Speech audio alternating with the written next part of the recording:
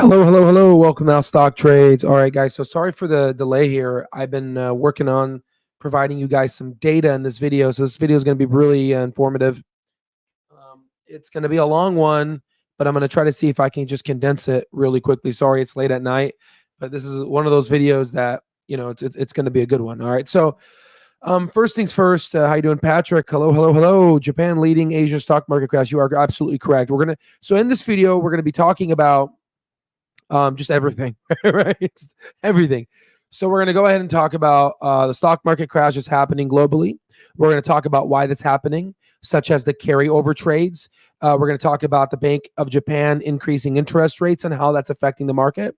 We're going to talk about, just basically risk on assets are being wiped out, like $270 billion in value, like in, Bitcoin, etc. We're going to talk about overnight trades that are pretty much down right now. What's happening. We're going to also talk about smart money, dumb money. We're going to talk about the previous jobs report in regards to the hurricane that we had and how that could affect the jobs report. And again, actually, one of our stock terminal members, Dish, actually pointed this out. So, just kudos, strong work. I mean, obviously, it's very clear to see who does the work and who doesn't. And Dish, you're on the right track. It's very clear. All right. So we're going to talk about what happens when the interest rates get cut.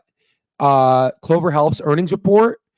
What the hell am I missing? We're also going to talk about Alignment Healthcare, OSCR Healthcare, and Clover Healthcare, and look at the intrinsic value calculations. Again, if you want to look at the full analysis, they'll be part of our stock terminal and mastering stock market course, which you can be part of with the link down below using the $1,000 coupon code SAS. All right. Without further ado, so right now, ladies and gentlemen, if you go ahead and take a look at the IWM and just look at it here. We have seen some technical fault, some technical decreases, but no technical breakage from the 200-day simple moving average. Same thing if you were to go to, if you could go to the NASDAQ, you could see that we have not broken technical 200-day moving averages, but we are in a correction territory. Oh yeah, my bad. I was blowing you up on Discord. Oh wait, you are? Oh my bad, dude. Let me see what you said. Hold on. Oh shit, my bad. I went over this thread earlier. The unwind. Oh hell yeah. Actually, a few days. It's funny. Sean. It's just funny. And by the way, Sean. Guys, this is Dish. Yeah, exactly. So Dish has been on top of it, right? I mean, he's been on top of it, right? Yeah, he actually linked this. Let me just show you like really quickly. We'll talk about this, but he's been linking over the carryover trades, which I just literally talked about, but he talked about it literally a few days ago, way up here, back on August 1st. Oh, and he already asked it. What does a carry trade over mean? So he already did the due diligence using the stock terminal GPT. Strong work, Dish. Strong freaking work. All right, good job. All right, so let's. You know what? Let's go up here because I want to talk about this overnight trading stuff because this is really important. So we talked about this. We're gonna do an in-depth analysis, and then let's start over. There's a lot. My head's about to fall off. Okay, sorry. Who picked a crazy day to run earnings, man? Seriously, man. Clover has a great way of picking things. I mean, I feel bad for Clover. First, they came public during COVID, then they got hit with a bear market. With a SPAC-like 2000.com bubble recession, and now they're getting hit with this. I mean, come on, man! Holy shit, man! Andrew Toy, come to the tent family. Right? All right. So, as you can see, guys, the NASDAQ, could fall down to that 200-day simple moving average. Okay, and it could definitely rebound from that or break even more. We'll see what's going to happen, especially with what's going on. And by the end of the video, you'll have a more clear understanding. I'll ask some really good questions that everyone is asking right now. For the S&P 500, again, this is not technical damage here, right? But we did fall below that 50-day moving average. So we like to kind of institutions like to say about that. And if you look at the NASDAQ real quickly, we are kind of falling in that. So, we're trying to figure out what's going on here. But overall, the S&P 500, we may get down to that 200-day moving average.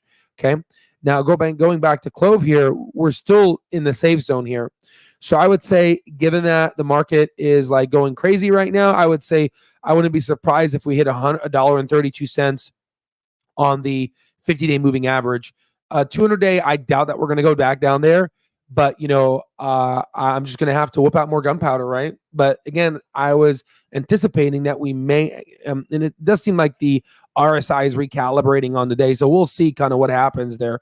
But overall, whatever happens to earnings will give us an understanding. But as we discussed in the stock terminal, the market may not reward Clover, even though Clover should be rewarded because the whole market's like taking a dump right now. All right. So now that we went ahead and talked about the technicals, let me just basically answer some questions that a lot of folks have in mind here. So here are the market update and key points. So August presents challenges. Historically, August can be a tough month for stocks and for the stock market. You can explore this trend using our seasonality command on the stock terminal. So I'm just going to go ahead and show you right now. Again, there's a lot going on here. So we got, we got this year doing margin calling, coming to Japan. We'll talk about that carryover trade. So let me just very quickly, you can ask our stock terminal, what's the season? I'll just do it in real live here, right? So you guys can see for folks that are part of our stock terminal here really quickly, you can ask the stock terminal here and you can say, hey, what is the seasonality commands? And very quickly, guys, in terms of the Trade Master and as well as the Brain Machine, you don't have to search for the stock terminal. It has its own search function. It's just for the ones that are these commands, you can search them through the stock GPT. So the command is, where the hell is the command? It's here. Integrated data analysis has been using it, right? So if we go ahead and do that and we do IWM really quickly, you can see that from this,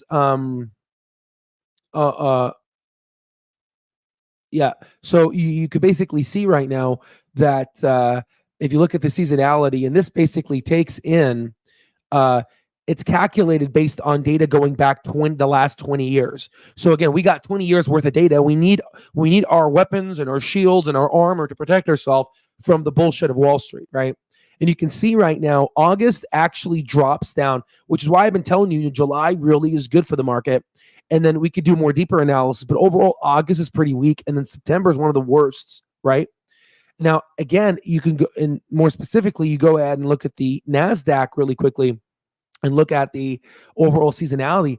Just look at that fall from July to August in terms of the rate of returns, the win rate for the NASDAQ. And you can see August is technically weak and September's weak as well, while October's strong. So the question is do you sell and leave the market August and September and you basically, buy high, sell low, and then go buy high? No, of course not.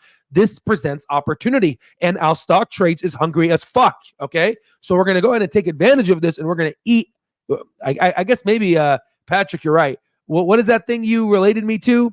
That thing that, what is that animal? The animal that just eats a lot of shit? Well, I guess you're right? So this presents a big opportunity right now. It's very exciting. Okay, so we talked about the seasonality effect. Now let's go ahead and look at the second bulletin point. So, and I just literally sent this out right now. So equity indices. So we've made some technical damage, but again, we may go down further, hitting that potential 200-day simple moving average. It depends.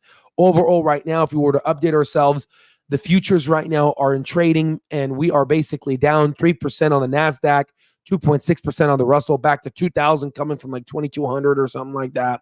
We're down 300 points off of the Dow, and we're down 1.65% on the S&P 500. So we are getting that stocks are selling. And my fear is that we may gap down for Clover, which sucks. You know what I mean? Like I didn't want this to happen, of course. But again, it's going to present ourselves an opportunity to continue, hitting hard, right? Oh, it's the honey badger. Yes, the honey badger. So I just took a while. I'd never seen that animal in my life, right? All right. So I love that video, by the way. So large cap shifts. Okay. So there's been noticeable rotation from big seven stocks, the Magnificent Seven, causing discomfort in portfolios. Because remember, I told you the Federal Reserve is going to be decreasing interest rates. And now you got all that money coming in, and a lot of those stocks went above their or near their intrinsic value. So now market is trying to say, okay, well, where can I find value now? So the market's thinking right now, okay? Also, Federal Reserve Watch. Keep an eye for upcoming speeches for the Federal Reserve. They're going to be talking this week and also this month. So take advantage of this. There's a lot of information about to be spewed over, okay? Now, You remember a lot of people basically share with you this graph, but they only share with you the right side of the graph. They never share with you the left. And again, Socrates always said before he died, a life not examined is not a life worth living. So if you look at the blue, which is the S&P 500, and if you look at the black, which is the federal funds rate, I want you to just basically think for a sec. Every time, let's look at the right side of the graph. Let's give what people have already known, but then now let's add a little bit step further in our analysis. So if you go ahead and take a look, let's say in 2006, once the Federal Reserve decreased interest rates, the stock market, basically S&P 500, crashed. Okay, same thing here, right? But again, the reason why they crashed was because of the great financial crisis, and this one was COVID and X, Y, and Z. But remember, we have an inflation problem that's essentially being solved. Okay, Monday, I believe, Fed speaker. Yes, you are correct. There will be a speaker on Monday. I forgot what their name is, but they're historically dovish. Yes, you're absolutely correct, Sean. You are on fire. Okay, so now let's go ahead and so why is the Federal Reserve decreasing interest rates? Well, because the job of the Federal Reserve is for stabilization of jobs and maximum unemployment and all that bullshit he says in the beginning of his FOMC meeting. The reason why we're decreasing interest rates is because we're ending our long battle of inflation. Okay. Now, if you go ahead and go back, when in our history have we seen inflation? Well, remember the Paul Volcker eras in the 70s and 80s? Well, let's go ahead and hyperanalyze this up and down bullshit of the federal funds rate, okay? So what you can see here, this is the federal funds rate. Once interest rates were dropped from 19.5 freaking percent down to, let's say, 6.5%, what happened to the S&P 500? The stocks actually went up. Stocks went up. As interest rates came down, stocks went up, which is weird because a lot of people that just look at the market and they think they're masters, they just look at the right side of the graph where they look when interest rates drop, stocks go drop. Again, not masters. Look and compare. We have an inflation problem. Last time we had an inflation problem, interest rates dropped, stocks went up. In fact, interest rates dropped further and then stocks went up higher. So I believe that once the Federal Reserve starts dropping interest rates, I think that we are going to lean more towards this side of the graph on the left side rather than the right side. So best believe that. Okay. So now I'm happy that we went ahead and talked about this. Again, people that are online right now, you guys are getting the good stuff here, right? All right. Why are you getting the good stuff?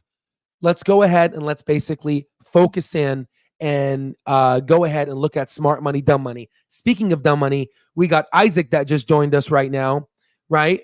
And this guy is always show him some love, right?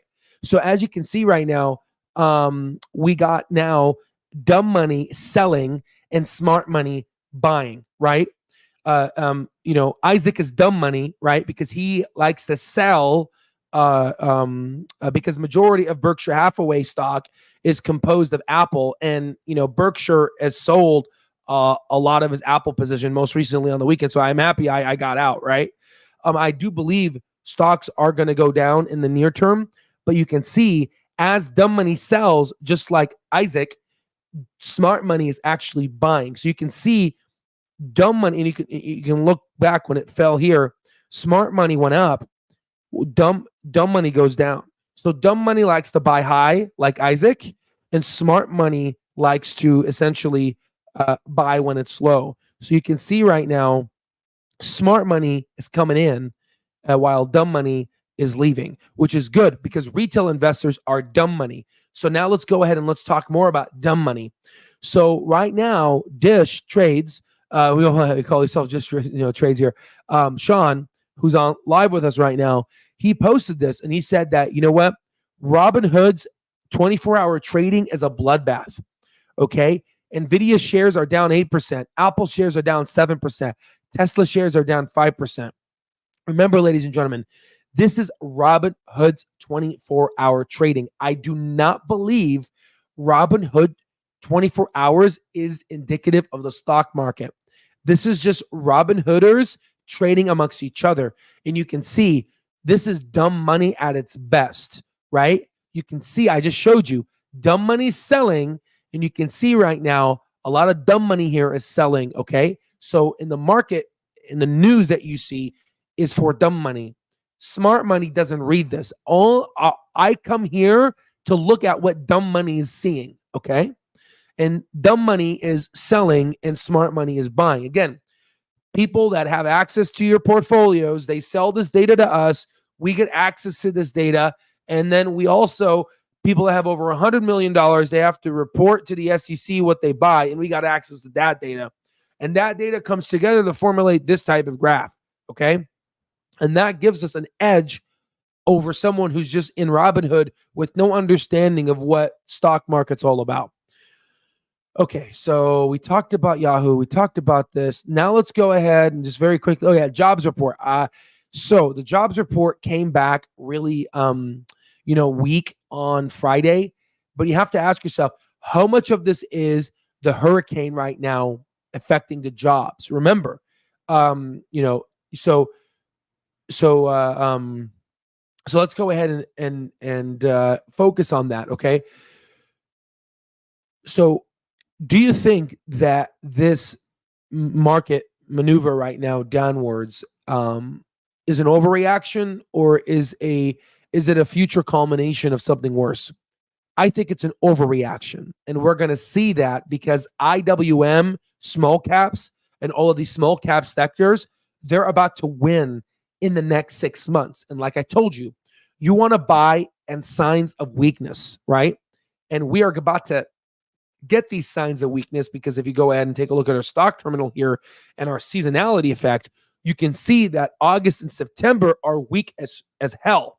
And if you add this global kind of downward drop in the stock market and then the Federal Reserve decreasing interest rates in September, we are all coming together to formulate something very marvelous and about to basically get invested in companies that we love that are undervalued right now. Okay. So this is actually a really good. Okay. So now that we went ahead and talked about the hurricane, we talked about the Federal Reserve. Yes, Clover Health earnings are tomorrow, 5 p.m. Eastern. We'll go ahead and do a post analysis on it. We talked about this here. We talked about seasonality. Now, Bank of Japan. Okay. So let's go back to our chat here. Oh yeah, good job. Hell yeah. Oh yeah. So I went ahead and I asked, what is a carry trade? Okay, this is our stock terminal, and then I said, give an example. Okay, here's the example. You can go ahead and pause the video and watch it. Okay, so what happened recently is that Japan went ahead and it basically increased interest rates. Okay. So let's say, for example, you're borrowing money from Japan, and then you go to the Australian government bonds and you invest in that. You make a 2.25% interest rate difference rather than that 2.5%. The downside here is if, for example, Japan increases interest rates, that's going to F up a lot of carryover trades. Okay. And that's what's happening right now in Japan. So the market's kind of crashing because of this, right? So again, $4 trillion economy, it can definitely put a dent on things, okay? So that's kind of what's going on with Japan. Again, whether it's going to affect the U.S. stock market, we'll see. I mean, interest rates are going to start dropping down anyway for United States. So we're going to go ahead and take a look at that. But overall, that's kind of a good summary of what's happening in the market. Now let's go ahead and take a look at OSCR Health really quickly. I did this analysis. If you want to see the full analysis of OSCR, you can go ahead and take a look in part of our stock terminal here. Let's go ahead and quickly take a look at the comments, and then we're going to go back here. Let me just take a drink of my Celsius right now. Okay, hold on. So it's a growth stock. So are we in a recession or not? I'm not too sure. I'm not too sure if we are, right? We could be, but I regardless of what we are, whether we are or whether we're not, it doesn't change the data and how bullish I am, and a lot of folks that are like Renaissance and in fact Tom Lee as well. I was bullish before him, but he's been one of the only talking heads that's been accurate on this. Is also correctly predicted an increase in small caps, and we haven't even seen the increase yet. Okay. And again, all this is not financial advice, so take advantage. So just take it as a grain of salt. Okay. I was just looking that up today. Healthcare stocks has done well during recessions in the past. Bingo, gunslinger. Good job. Market is looking pretty ugly tomorrow. Honey Badger, money. Very good point. Didn't Warren just sell a lot of Apple? Yes. So Warren Buffett sold about 50% of his Apple shares. Sure. Rather than investing in Apple in the middle of a market crash. Okay, this is the same. All right, man. You know what? Let's go ahead and just put you in timeout. We're gonna put you in timeout. Right? You're in timeout now. Where you belong. It's funny I can put people in timeout here. That's pretty cool. All right, so didn't Warren sell? What flavor? Good chance the market comes in at the open. Let's good. Exactly. I'm just a former homeless man teaching about intrinsic value. Exactly. Take everything as I say as a grain of salt. All right, let's go ahead and let's talk about Oscar. So Oscar, so we've done the calculation. It's growing approximately 46%. You don't believe me? You can just Google it yourself here and just see it here, 45%, right? So I'm not going to double check my work here. You guys can double check it for me, but I've double checked, triple checked it. All right, so this is Oscar using its revenue at 5%, using 46% growth rate. You could see the power of what Oscar can become, why a lot of institutional investors are on top of it, okay? That's growing at 46%. 25%, you can see the growth rate is here, okay?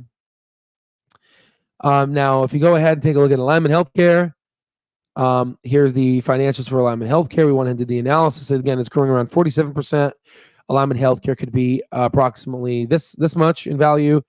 But then if you go ahead and grow it at 25%, it's around anywhere between $10 to $39, okay?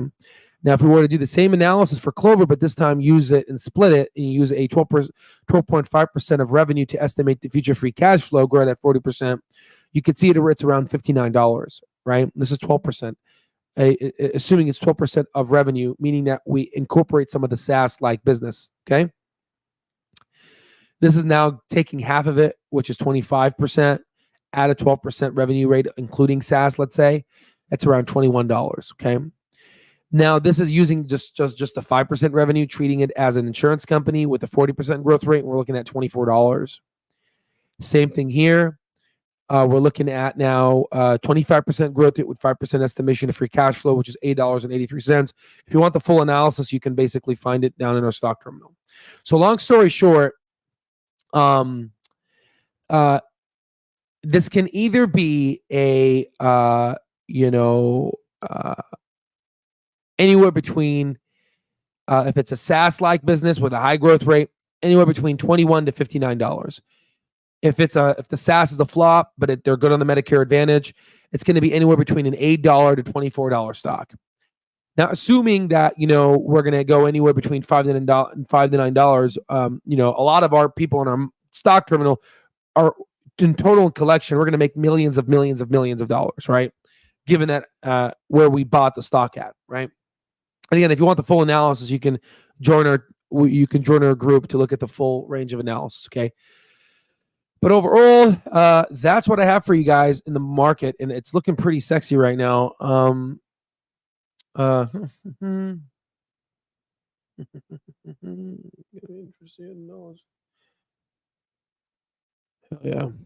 Yeah. Okay. So,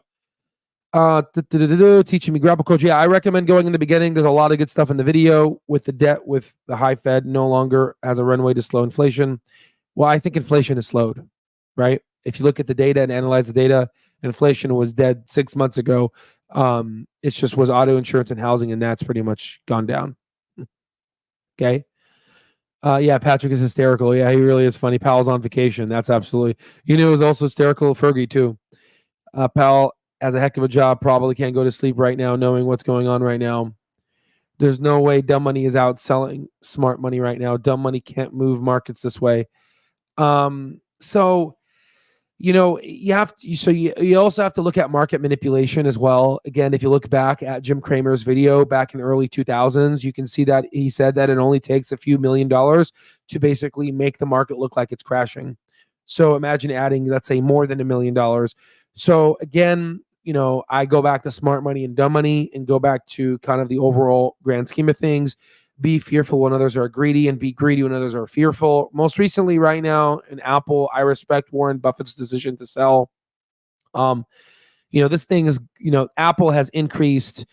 I mean, just look at Apple's increase right now, right? And the question is, how much of this AI is actually going to help it or not?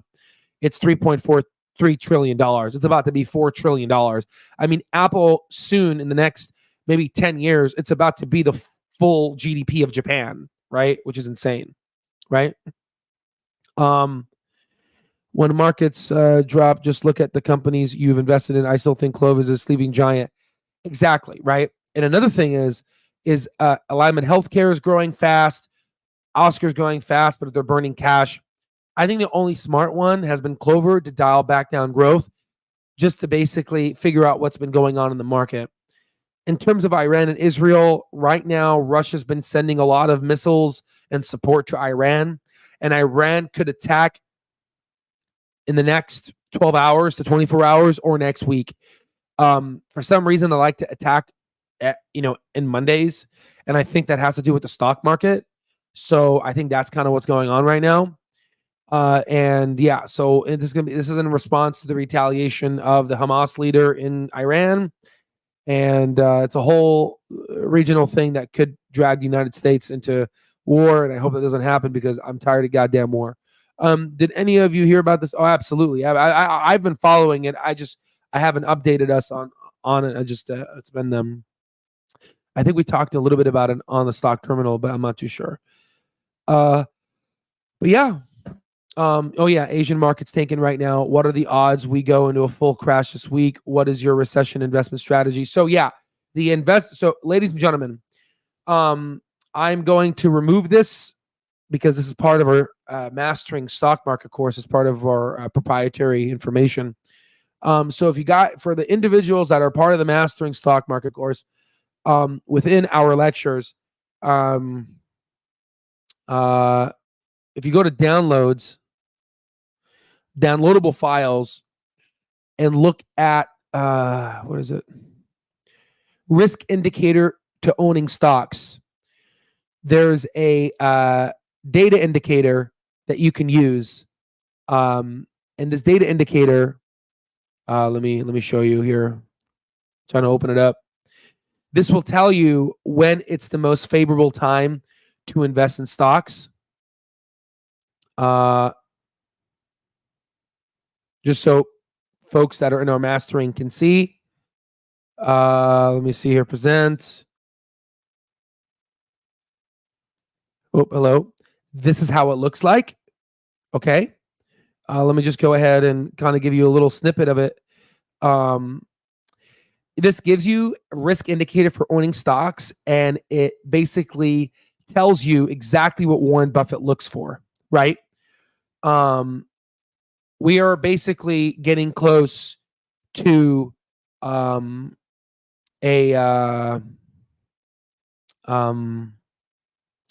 opportunity here where a shit ton of money is going to be made, right? So I recommend folks that are part of our mastering to look at this. It's the risk indicator to owning stocks. It's a very good, you can print it out and you can input all the data, and then you'll get an understanding and you'll get into the mind of Warren Buffett. Okay. Let me just go ahead and close it here.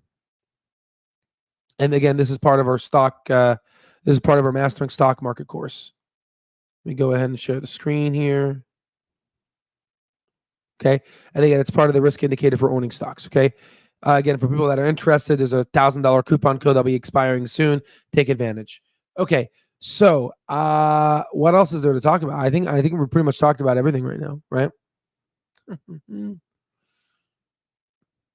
Oh, another thing, market uncertainty. Harris has been rising in the polls, VP.